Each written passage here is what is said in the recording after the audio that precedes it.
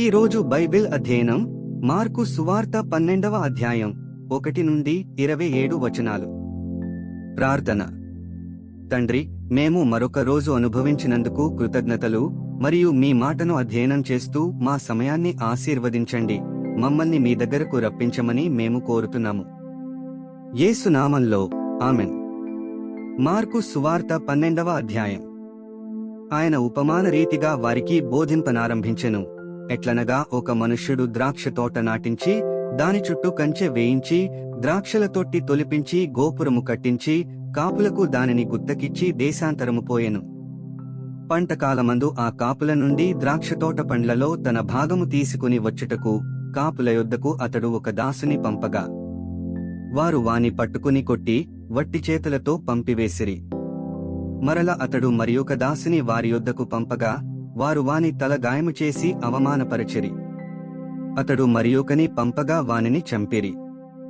అతడింక అనేకులను పంపగా వారు కొందరిని కొట్టిరి, కొందరిని చంపిరి.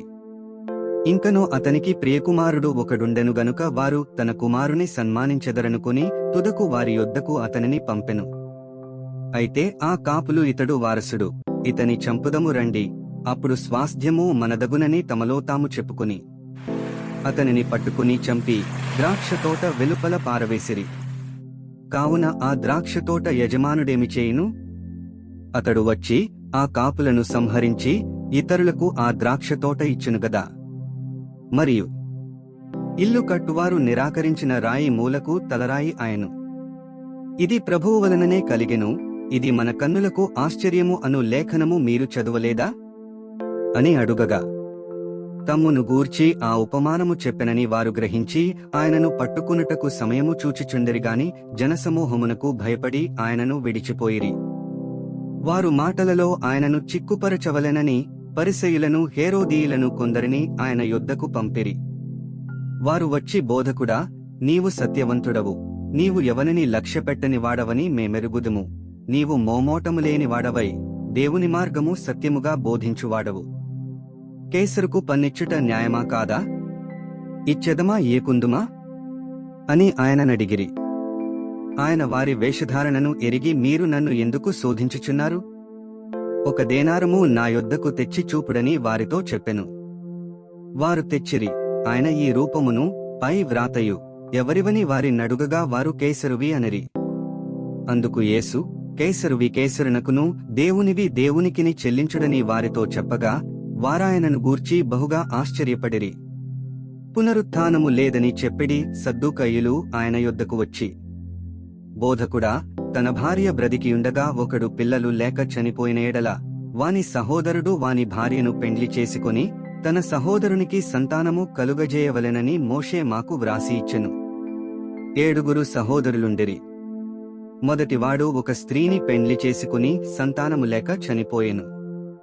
గనుక రెండవవాడు ఆమెను పెండ్లి చేసుకొనెను, వాడును సంతానము లేక చనిపోయెను. అటువలనే మూడవవాడును చనిపోయెను. ఇట్లు 7 సంతానము లేకయే చనిపోయిరి. అందరి వెనుక ఆ స్త్రీయు చనిపోయెను. పునరుత్థానమందు వారిలో ఎవనికి ఆమె భార్యగా ఉండును? ఆమె ఆ 7 భార్య ఆయనుగదా అని అడిగిరి. అందుకు యేసు, మీరు లేఖనములను గాని దేవుని శక్తిని గాని ఎరుగక పోవుటవలననే పొరబడుచున్నారు. వారు మృతులలో నుండి లేచినప్పుడు పెండ్లి చేసుకొనరు, పెండ్లికి ఇయ్యబడురుగాని పరలోకమందున్న దూతలవలె నుందురు.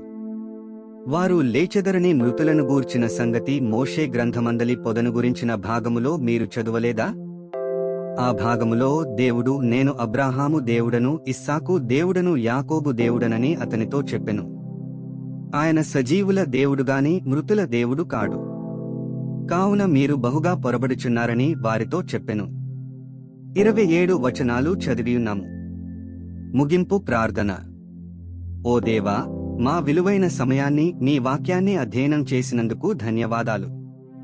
మా మార్గాలలో నడవడానికి మరియు మన సత్యాన్ని ఇతరులతో పంచుకోవడానికి మాకు ధైర్యాన్ని ప్రసాదించు. మీ పరిశుద్ధాత్మ మాకు మార్గనిర్దేశం చేస్తూ సర్వసత్యంలోకి మమ్ములను నడిపించునుగాక. ఆమెన్.